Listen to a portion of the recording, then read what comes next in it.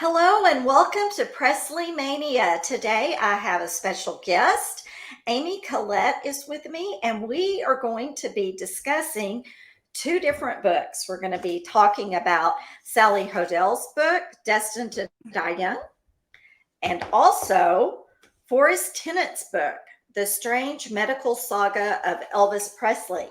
Amy has a medical background, and I couldn't think of a better person to go through and explain the different things that have been stated in these books than hers. So, Amy, I'm going to turn it over to you and let you tell everyone about your medical background and what got you interested in looking at these two books. Hello, Miss Rhonda. So I have an associate's in applied science with a surgical concentration.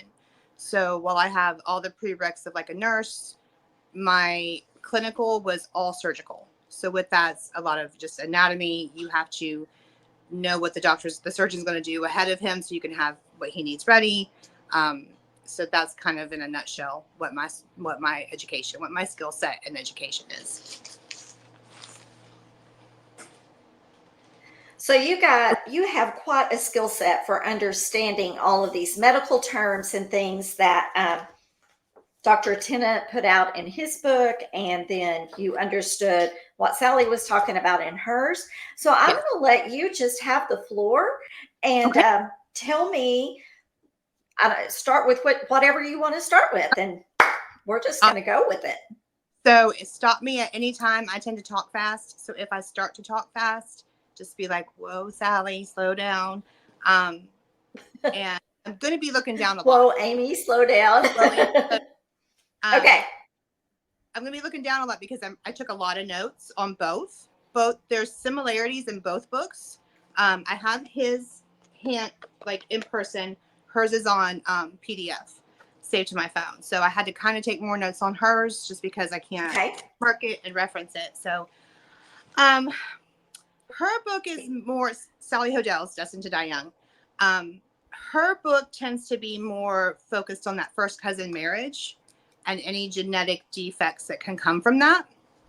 She does state in the conclusion that's kind of what she went back and read Elvis and Gladys. She read about the first cousin marriage of Bob and Doll, and then that made a light bulb go off for her. And it probably would if you didn't kind of know the science behind. So the probability of having genetic defects in a first cousin marriage is 3 to 6%. 6% is on the high end. The probability of having genetic defects in an unrelated marriage is 3%. So that only increased Elvis's risk or Gladys's risk by 3% by that first cousin marriage. That's just that's scientifically, that's what that is. So to me, it doesn't really seem like that's plausible. And while there's no denying Gladys and Elvis had something, whether it was the same something or a different something, they both unfortunately had a lot of ailments. Around the 40s, kind of hit the same, health barriers in their life. What caused those, we will probably never know.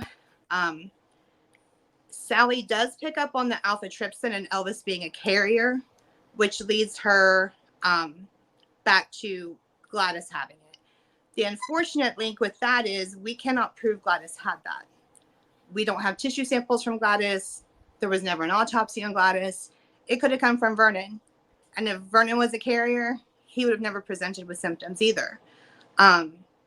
She kind of surmises that the Doll and Bob were carriers. We can't know that.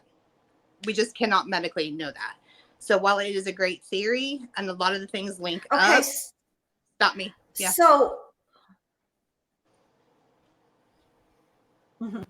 Go ahead. I was just curious. So she didn't have Gladys's autopsy or the autopsy. Yes, I was wondering. She doesn't have the autopsy for Gladys or there was my knowledge of Bob Gladys. or Doll. Right. So how? Okay, so I read her book. Did she find? From what I recall, she found the antitrypsin link through Elvis's autopsy. Through Elvis's autopsy, there was Is that correct? Correct. But he shows as a carrier in the autopsy. But if you juxtapose that with Tennant's book, he says that that's inconclusive, that Elvis was a carrier. So, we had tissue samples from that autopsy sent out to various laboratories, various places. She did not have access to Elvis' autopsy. That's not possible. It is private of the family, as we all know. You can get pieces and parts of what that autopsy was. You can get the chalk screens. You can probably get the post-autopsy things that were sent out to be retested, but not the core autopsy itself. It's just not possible. Because it's private to the Presley family, because Vernon requested that autopsy to keep it private. You can get pieces and parts. You can read it in The Death of Elvis, kind of in real time, what they wrote about it. But as far as being able to go through the full autopsy, to my knowledge, other than Dr. Tennant, no one has besides the people that were there. If that makes sense. Okay. Thank you for answering that. I wasn't sure about it. Yes. So I'm going to let you continue on. And then I just want to say for the record, because I'm seeing it come up again. Can you hear me okay? Can you hear me? I think her recording I can hear you. Can you hear me? Yes. Yeah, I can hear you good. Okay. I think it keeps cutting out. So we'll see. Hopefully it won't be that way when we play it back. Yes. So we'll talk about antitrypsin for people who have not read either book and who are not familiar. It's actually one of the most common genetic disorders of like Western European, predominantly white. It's a protein that's produced in your liver that then helps your lungs to be protected from outside stimulants. So there's these little fiber trees in your lungs, and then they're covered with this kind of mucosa, so that when you breathe in, cigarette smoke or cigar smoke, or it's that protection. So if you have antitrypsin, you typically don't have that protection. She attributes antitrypsin to Elvis's lung issues. In autopsy, and in what they state was the autopsy, and in any other thing related to Elvis, we don't really see a lot of lung issues. At the last CBS special, I mean, the man is belting out "Hurt" and "How Great Thou Art," and he's beautiful and he's amazing. And I don't see that. I don't see him just struggling to get a breath.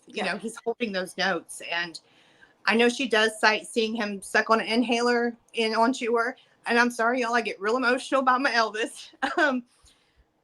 That was most likely to open his airway. It's okay. Hey, me too.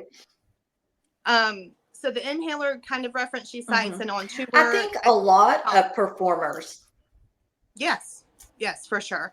Tennant states in the autopsy that he viewed there was no significant lung or liver issues. So we do with that information what we will. Okay. So there's some places, and he actually credits her in his book, says that she has some great theories, picked up on some things that people hadn't before, has a great picture of her in his book, calls her book fantastic. So I don't see that they're like competitor books so much. It's just two different viewpoints. One's more from a clinician standpoint. I see where her book, as fans, would be more interested, because in the middle, she has the story of Elvis's life. So it's medical, and then there's filler, what Elvis was doing, things about the divorce. She even cites in there about, Elvis wanting to put the hit on Mike Stone, which I didn't know where that was necessary, per se. And she referred to him as Priscilla's new boyfriend, but he wasn't a new boyfriend. I found that a little odd. But I think where fans probably struggle with this book, it's medical. It's just medical. He does get some things wrong. He says Elvis flies back from Germany when Gladys passes away. Well, we know that's not true. Elvis was home in Memphis with her.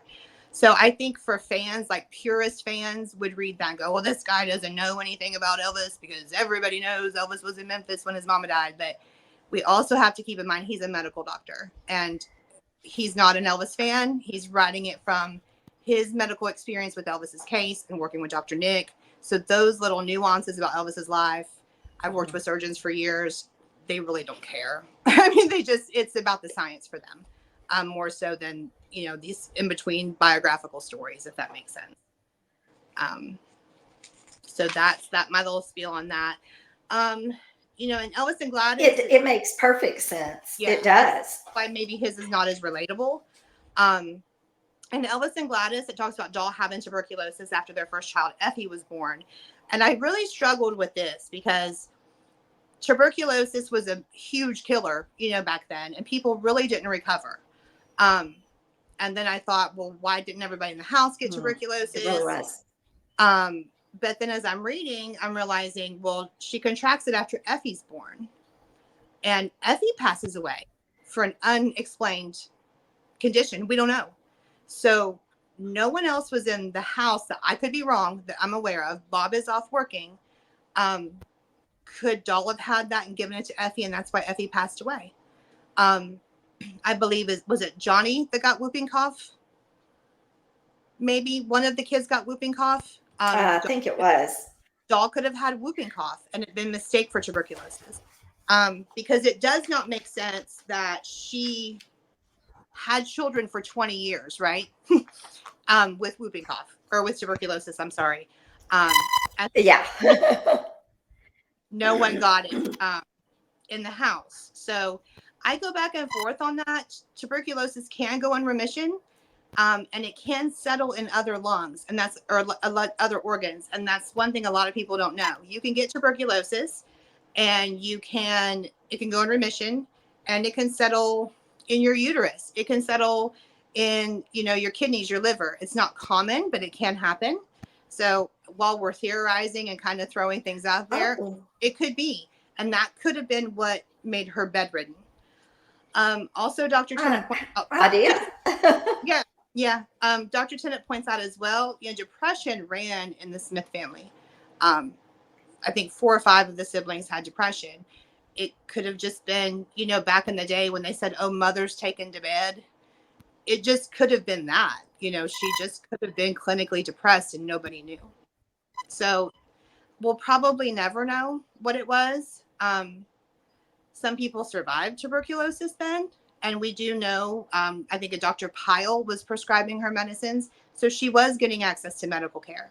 It wasn't like, Gladys, where Elvis is riding his little bike to the pharmacy and borrowing, and God love him, goes back years later and pays the pharmacist back. Like, she had access to medicine, whatever those medicines were at the time.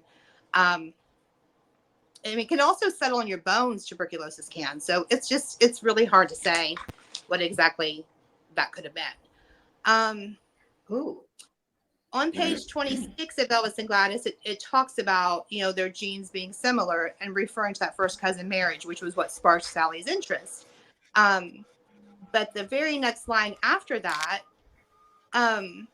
says there was also an infusion of bloodlines of 2 very different races whose strength is said to have been doubled by that cousinship. So if you read the whole paragraph, it refers to other races in Elvis's bloodline that would have actually made his bloodline stronger because of the first cousinship and not caused problems. So it just depends on how, I guess, what rabbit hole you go down and how you look at it. She also cites a lot of, what happened to Gladys's siblings as kind of evidence of this first cousin union and why, everybody died young. And so I kind of went back through all those. We know Travis ended up having a stroke. He ends up being bedridden, and she cites that Gladys ends up bloating, or Travis ends up bloating similar to Gladys, but he's bedridden with a stroke. So he doesn't have bowel mobility. Your stomach does swell up if you're bedridden post-stroke. You're not moving your limbs. You're not able to go to the bathroom. Edema, swelling post-stroke is actually very common. So I just don't see where that could be linked to what Gladys had. And then we talked about Tracy. It was Tracy that had whooping cough. He was another one she listed that died young, but he had a stroke. Vester said it was from a blood clot in the carotid, which is carotid artery disease, which is caused by smoking, high fat diet, high triglycerides, high cholesterol, diabetes, So to me, that's indicative for Southern eating. At that time, people smoked and they didn't know it was bad for them. So that to me is Mm, not a definitive proof of him dying from anything yeah. from that first marriage. We already talked about Travis. Junior, she talks about always not being mentally well, and that Junior having a lazy eye, and that could be from genetics. Well, if you have a lazy eye from genetics, it's because your parents had one, and Doll and Bob did not have a lazy eye. So I'm not sure where that link came from. They called him shell shocked. Oh, Yeah. They called him shell shocked from the war, which is what we call PTSD, today. They didn't really get spoken to or, counseling, or right. it's even hard now for soldiers to get counseling when they come home. But PTSD can also translate into physical symptoms and present, physiologically in the body. Um, he was a drinker, probably to cope from the shell shock. And when they found him, he was covered in blood and vomit from drinking, which most likely he just aspirated, and no one was there. So, Oh, yeah, yeah, not such a great. And I almost hate not doing. a, I yeah. hate because I feel like I'm being disrespectful to Elvis's family and Gladys's family. So I don't like doing this, but I think it is important as well. Johnny had Bright's disease, and I almost went down an entire rabbit hole about Bright's disease today. Um, you have high blood pressure from Bright's disease, generalized swelling, which Gladys had, fatigue. It's not Yes. always hereditary, but it can be. And when it is hereditary, it is caused by a mutation in the protein structure of the genes that encode on your collagen. So just remember the collagen, which ties to the Ehlers-Danlos connective tissue disorder that Dr. Tennant, that's his theory with Elvis and Gladys. And we'll get to that in a minute. So it is possible his was genetic, because his daughter also has a kidney disorder. So most likely his Bright's disease was from the gene mutation on the collagen number 4 gene. The other thing I think is incorrect, and it gets said incorrect a lot about Elvis, and it's a common misconception unless you're in the medical field. And I don't mean that to be arrogant. It's just, I see it happen a lot. People confuse allergies and side effects all the time. I see it in the operating room all the time where they confuse them. So Elvis is cited as having a codeine allergy. Codeine made Elvis itch. Itching is the most common side effect of any opioid, anywhere, anytime, any place. His was treated with Benadryl, and it was enough itch to just annoy him. So she talks about that in her book and lists it as an allergy. It's not. It's a side effect. You can look on the NIH and see where they'll tell you what the side effects are. Now, of course, extreme blistering, itching, throat closing, all of that. Blistering, itching, and like digging at your skin in conjunction with, the swelling of the throat, more like anaphylaxis, that is a true allergy. But just mild itching on its own, that's a side effect. So I see people say that a lot. If Elvis was allergic to codeine, he was not. He had the side effect of itching. So then that kind of negates the whole, people will say the overdose on codeine. That's not the case. It's just simply not the case.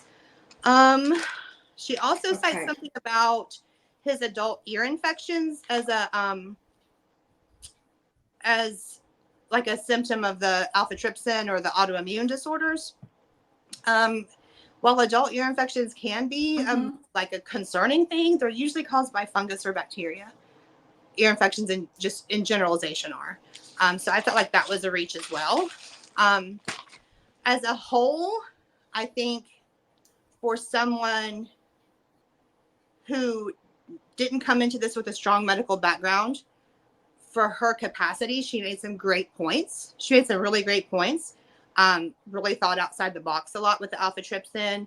But I just really can't. I'm too science minded. Unless you can show me some tissue samples from Gladys, I can't definitively. I don't think we can just say this is what happened. I think it's great the awareness that her book brought, that Elvis was sick, Okay. and Elvis just didn't take these things, as Lamar Fike said, because he just loved to be high.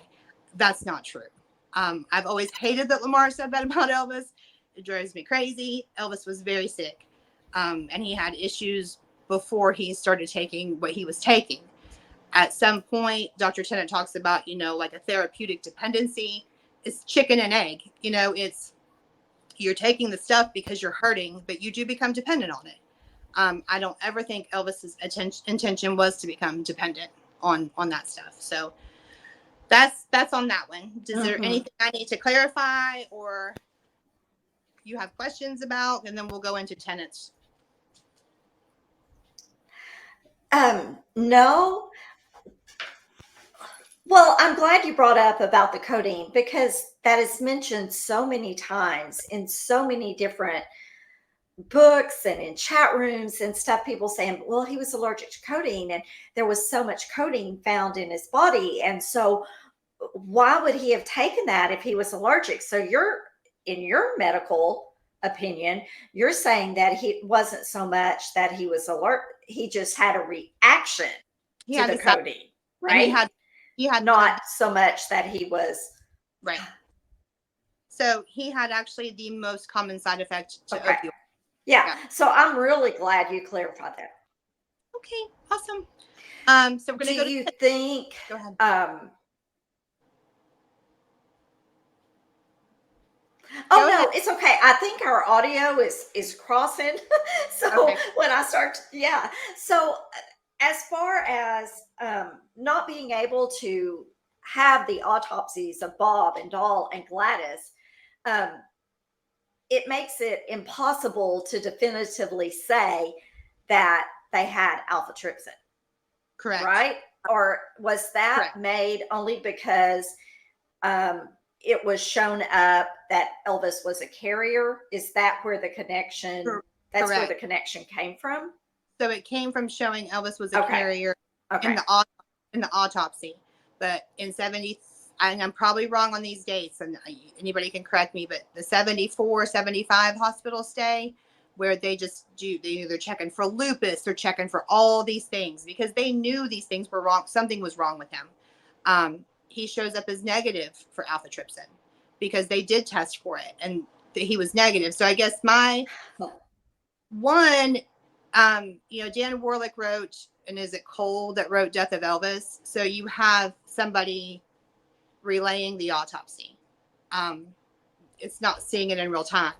You have, and I don't know where the alpha-trypsin carrier diagnosis came from, if it was from tissue samples sent off to other labs. We know things went to bioscience and all these places. We don't know their standards of testing. There's all these variables. So in my mind, okay, when Elvis 74, 75, he's negative, blood draw in hospital, in controlled conditions, he doesn't have it. He doesn't. And even if we go by that autopsy and says he's a carriers, it would be super rare for a carrier to have this many ailments from being a carrier. It typically doesn't happen. You would have to be full. Really?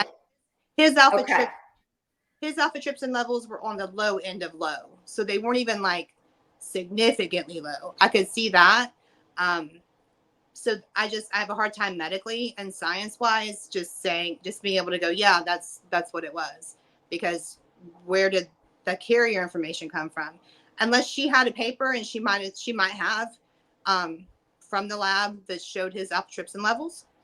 And that would be great to see it. But I kind of tend to go with the blood work that was done by Dr. Nick.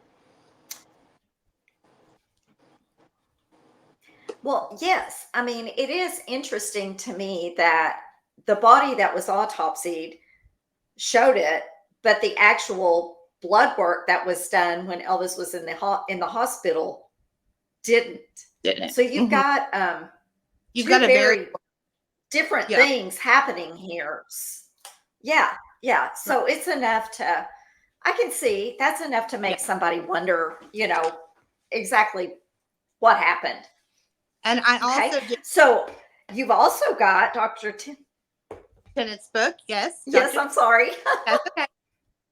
So Dr. Tennant's book, I do have that one on in hand. Like I said, I have Sally's in a PDF form. So Dr. Tennant's book and Sally's book, I will say, is very well sourced. She does cite every time she gets a quote from somebody, she cites it in the back. I mean, it is thoroughly sourced. But for me, Dr. Tennant, so if people aren't aware of his background, he is just an interesting man in general to look up. And I think I sent you that podcast of him, and he's just a precious man. I mean, if he had nothing to do with Elvis as a doctor, I would like him. And doctors aren't very likable usually on my side. He did. On my side of the table. So his sources are medical records, the autopsy report. He's had the postmortem talk screens. He had access to all of Elvis's hospital stays, and then Dr. Nick's just recounting.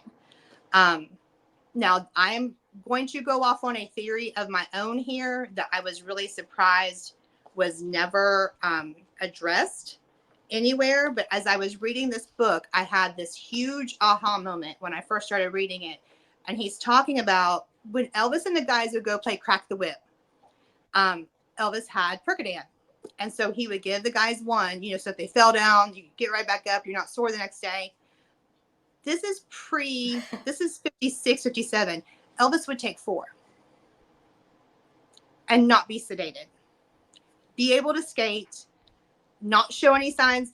4. This is before we have a proven tolerance.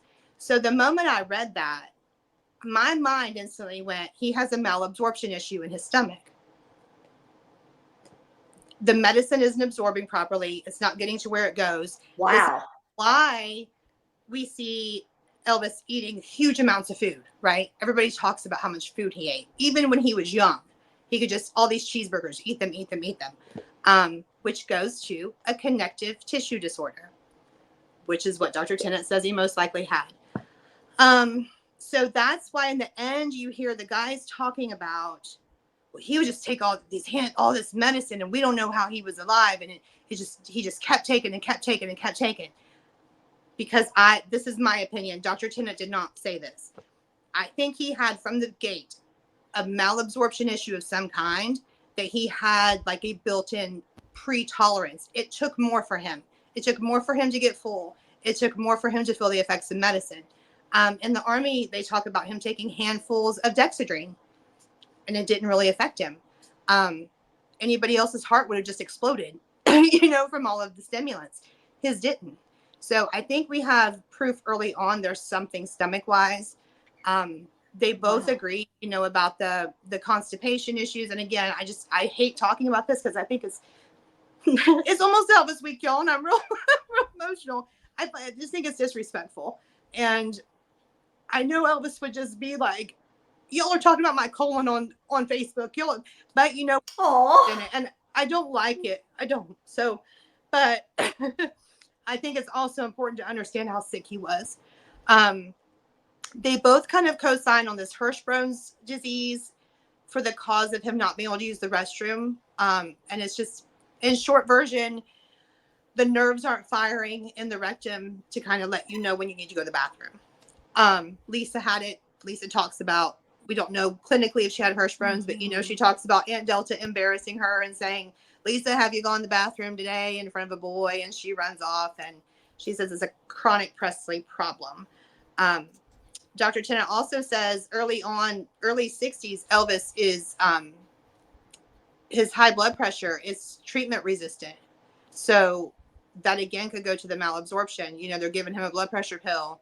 It's not because of the connective tissue disorder. It's not going through the body like it should, if that makes sense. So he goes with the Ehlers-Danlos, which perfectly. He calls yes. Connective tissue disorder. If we look at pictures, and I'm going to see if I can pull this up, of Joel, you have Gladys and Elvis, that real smooth, buttery, like silky skin, and those wide set, droopy eyes. And Lisa had them too. That is indicative of a connective tissue. And Joel also had the wide set, droopy eyes. And he's got a great picture in here of Joel that I've never seen before. And she was just so stunningly beautiful. But she also has those like super wide set eyes, like especially like Gladys. And of course, I don't know if y'all can see that. Can you see doll? Can y'all see it? Do I have? Yes. Yeah. I can see. I no, that is the singer. That's the Okay. singer he followed. Okay. There. Need Let's to see if go it. the other way. Okay, Isn't she pretty? that's the singer, and that's there she is. No, you're not. We're getting used to this. Oh, she's beautiful. Isn't she beautiful? Oh Yeah. wow, We she always does see look like a her, doll, doesn't but we she? don't ever see that. Oh So, my gosh. um, with Ehlers-Danlos as well, it can be genetic. It can come from altered genes. So that could still flow with, clearly there was something in the Smith side that the people just, didn't live as long, or, early deaths in their 40s. So Ehlers-Danlos can be genetic if it's a vascular Ehlers-Danlos, which is the connective tissue disorder. Um, those people usually pass away by 48. So that also kind of falls into the same, vein that Sally talks about. I also just don't believe that anyone is destined to die young. I think that God knows when we're going to go, and that's up to him. So the title kind Agreed. of has always irritated me. You can have horrible genetics, and you can reverse a lot of it medically with diet. Um, Unfortunately, we know Gladys fed Elvis all the Southern foods and the good stuff and the starches and the carbohydrates and the fatty stuff, and that really wasn't good for whatever issues they had, no matter what side of the fence you're on. It wasn't good either way. Let me see. So we talked about the smooth skin and the markers of Ehlers-Danlos. Another thing, Sally talks about, that famous picture of Elvis and his hand in the Connery studio, and he gets scratched by a fan, and his hand is, and she cites, autoimmune disorder for that. But then we also have the notes of Dr. Nick that Dr. Tennant has. And in March of 67, how he met Dr. Nick was the saddle sores, right? He goes out and treats him for the saddle sores. And Dr. Nick's notations, not too long after, let me see if I marked the right spot. Within a few days, Elvis was healing nicely. Nothing was significant. Everything was fine. So to me, if you have an autoimmune disorder where you're not healing properly, especially on your badonka, it's covered, it's not getting air, you're sitting, you're walking, it's getting irritated, that's not going to heal. Yes. So that to me kind of debunks that. I mean, I know it's just one circumstance, but we don't see Elvis with just open sores all over him. I think what happened with that fan was probably somebody's dirty fingernails, kind of like cat scratch fever with the person. It gets in there, scratches the skin. He probably kept picking, and then it just became disgusting. So the one thing I think people found with Tennant's book was he went with the traumatic brain injury theory. So whenever you have a traumatic brain injury From the concussion. and Elvis had that bout at the gas station where him and that guy get in a fight. I think there was a couple other instances. Yes. Obviously cracking the whip at the roller rink, God only knows. But I think that concussion was a lot more severe than people realized. And I've heard some say he did it to not have to go film clam bake and whatever. I don't think that was the case. I think he genuinely hurt his head. And he even said, this is worse than I thought it was, or I feel so bad, or whatever. When you take that circumstance, and then in the weeks after, because TBI calls hallucinations, fatigue, you have this, when people say you got the dust knocked off of you, you literally have a dust covering on your brain. And so when you fall, it rattles your dust that covers your brain. So when that dust is settling back down, that's what causes, yes, the confusion, the, visual problems. So if we think about the guys at the time talking about, well, Elvis thought he could move clouds in the sky, or Elvis thought he saw Stalin, and he probably did. He probably did, because he had just knocked his brain. So it makes me sad that that's another way they use to make Elvis look crazy. when he was probably actually hurt. And it's another circumstance where certain narratives by certain people, it depends on who tells the story. You know, if you don't have the full picture that Elvis had just hit his head, then you only hear about these hallucinations, then it makes Elvis look crazy. But if you have the whole story, then you're like, oh yeah, he, you know, Or drugged up. or drugged up. Yeah. Exactly. Yeah.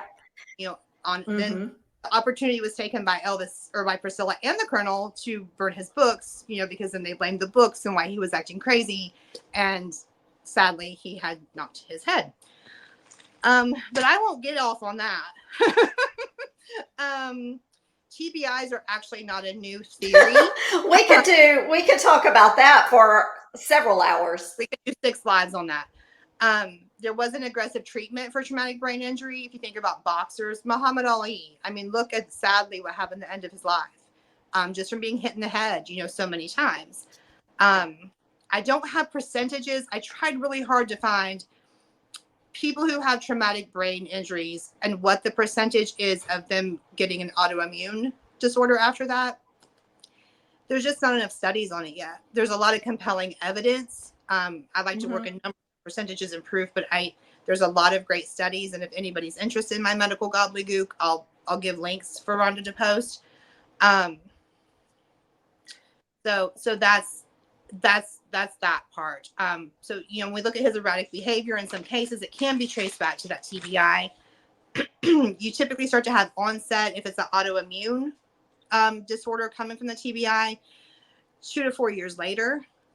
Confusion keeps on, speech slurred, forgetting lyrics on stage, not seeming coherent all the time. And I am by no means just giving him a pass and saying there was no medicine involved in some of that.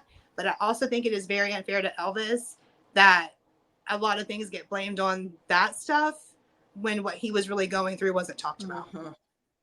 So if it takes me to say it, say exactly. it, and that's okay. And I don't care who thinks I'm hateful, or I really don't care, because for me it's about Elvis, and it's for him. So just that. Another interesting thing I found about Ehlers-Danlos is we know how beautiful and unique Elvis's voice was. There's nothing like it. The range that he had, the pitches he could hit, that is all related to. There's no voice like Elvis's. 3 octaves.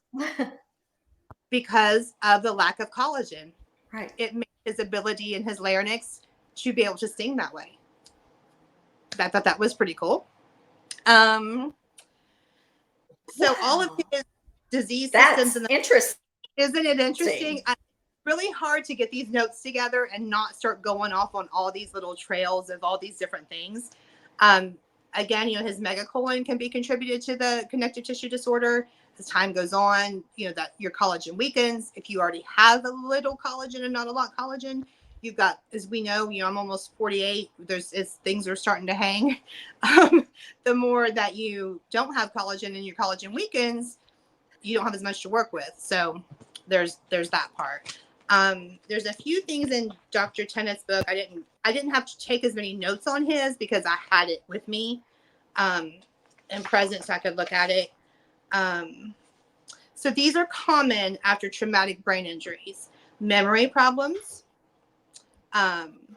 slowed thoughts, decreased focus, problems with organization, spinal deterioration, which we know he had a herniated disc in his spine, headaches. After that TBI, Elvis had just horrible headaches that Dr. Nick tried to treat and really couldn't find the cause for it. Hallucinations, changes in food preference, slowed speech, altered speech, sleep disruptions, seizures, which I don't think he had those, eye problems. So there's that. The Ehlers-Danlos also. He did have that. Yeah. I can attribute the Ehlers-Danlos a lot more to all of his disease systems in his body than I can the antitrypsin. And it's nothing personal against anyone. It's just medical and it's science, and it makes a lot more sense. Behavior is also caused by TBIs, and I found this really interesting. obsessive compulsive behavior, insomnia, paranoia, temper outbursts, let's see, headaches, diffuse pain in upper torso, which he always complained about his back. Something was always hurting. And the poor thing tells Kathy Westmoreland he thinks he has bone cancer because he's in just so much pain all the time. Hallucinations, which we talked about. It could just kind of cause just a difference in your normal persona and your personality. So there's schools of thought on that too. People will say, oh, well, after 72, he just was so different, and some blame the marriage splitting up. I don't. I think he hated the idea of losing a family. I don't think it was particularly her. It was the idea of, and it was the stress that she put him through after. Agreed. That's that. Mm-hmm. Don't get me started on that either. So as far as genetics, he's discussing here the difference in genetics and why he thinks it's Ehlers-Danlos or connective tissue. Elvis's mother appeared to have CTCD, which is connective tissue disorder, as she could dance with similar gyrations to Elvis. I would have loved to have seen that. Pictures of Elvis's mother and grandmother show the same. Oh yeah, wide-spaced eyes and facial features as Elvis. And this suggests maternal transmission of CTCD, which means doll had it potentially, because she presents with features that we can go, yes, those are similar. And then we have, Gladys being limber and agile, and she was not a small woman, So there, that. Gladys also had fainting spells, which they called vapors back in the day. That's also attributed to connective tissue disorder. Yeah. So there's a lot, I think, more we can definitively trace. Another thing I wanted to touch on that I didn't get to is, it's no doubt that Gladys had some kind of liver disorder. You can tell by the dark circles under her eyes. She's swollen. Mm-hmm. Bless her sweetheart. Right. And so for Sally's viewpoint, they attribute it to the drinking. And again, this is just a touchy subject for me because I feel like it's disrespectful to Elvis's mother, and it's probably really not our business. And God help if somebody ever writes a book about my life when I'm dead, because Lord have mercy. So there's schools of thought. There's everybody's appalled by the movie, saying, the scene where it says the more Gladys worried, the more she drank. They didn't like that. Well, there was somebody in the Memphis Mafia who literally, and all the King's Men, made that quote word for word. And if you don't believe me, I will send you the video of it. So Baz did his homework, and that's why people really need to be mindful what they say, because 40 years later, it's going to end up in a movie that's real famous. And then now you're embarrassed because you're the one that put that out there. Mm-hmm. So the thing with the drinking, some people say she didn't drink a lot. Some people say she did. We've got Cliff Jeeves, saying Elvis came in and him and Gladys would be drinking at the countertop, and she'd have it in a brown paper sack, and Elvis would say, you all in here drinking and whatever. Some people say the biggest thing is this: we never saw drunk falling down Gladys, right? Everybody says that. Barbara Hearn says that. No. She's Gladys drunk. Well, here's a caveat to that, because she was also taking a lot of Dexedrine at the time because she was swelling and her weight was going up. So I decided to look up what happens when you take Dexedrine and alcohol together. And what happens is quite interesting. So Dexedrine, it masks the effects of alcohol. So you don't realize it, you don't present to be drunk. Oh. Because it's a stimulant. It's actually very risky because people will continue to drink to excess because they won't feel the effects of it, and it can actually lead to alcohol poisoning. So if we determine Gladys was drinking from 56 to 58, and in Sally's viewpoint, that wasn't long enough to cause cirrhosis of the liver. Well, when you add Dexedrine into that and her not feeling the effects, and this is a theory, we know she's taking them together, but it's a possibility that could have caused the cirrhosis of the liver in that short of time. If she already had a fatty liver, which she most likely did because she's heavy in the front, it's our favorite Southern diet they grow up on eating, all these things. It's a good possibility it could have been cirrhosis of the liver. So that's all I've got. Do you have any questions? Wow. I hope I didn't give too much medical gobbledygook. Well, it was fascinating. Oh, it was fascinating. Some people will probably be bored and be like, No, I just wanted everyone to know you referred to TBI. traumatic brain injury. Yeah. Um, so TBI is traumatic brain injury, right? Correct. Yes. Yeah, that's what I thought. And I just wanted everybody else to be on the same page with that. No, I think this is fascinating. It's a different look, and I've had several people of my viewers ask me about Sally's book and if I've read it and what I thought. And although I think that her book has got more emotion in it, because of she says that she's an Elvis fan, so I think she wrote a lot emotionally about him, and people connect to that. But when you start looking at the medical history of it and the differences between what she says and what Dr. Tennant says, and then what you have discovered, it puts a complete different light on things. And basically the bottom line is all of it's speculation, because unless they actually saw the autopsy, am I right? You're not going to be able to. Right. Yeah. Correct. You're not going to be able to make a complete, have it all make sense. Right. Yeah. Amy, I thank you so much for being on the show, and it was fascinating. This is my first, I've never, so I don't have a nice background, and I've got my hoodie on, and I'm like, oh, I didn't dye my grays, but it's whatever. We're just here to talk about it. So no, you're perfect. You're perfect. Yeah. I do think that you're perfect, just the way you are. Like you said, these books came out pretty close together, I think within 6 months. And, I saw a lot about, I read hers first. And then my sweet Elvis bestie Paula sent me Dr. Tennant's. And so I read it last. And I felt like there was almost something wrong with me, because all these people were going on and on and on about Sally's. And this is nothing negative about Sally. This is just how I connected. And I just really didn't get it. I was like, okay. When I read this one, I was like, and oh my God. And he probably had, but that's where your minds are different. It was really interesting. I kind of did a poll of who read each book in a couple Facebook groups that I admin, and people really hadn't read his. And I think, like you said, it was emotional because she's a fan. There's more of the biography part to it, where that's all medical. So if you kind of don't have a medical mind, or you're not interested in medical research, it kind of just goes over your head. But I also noticed that the book made me feel good. It made me feel this way. Well, she was really nice when I met her, and I'm sure she is.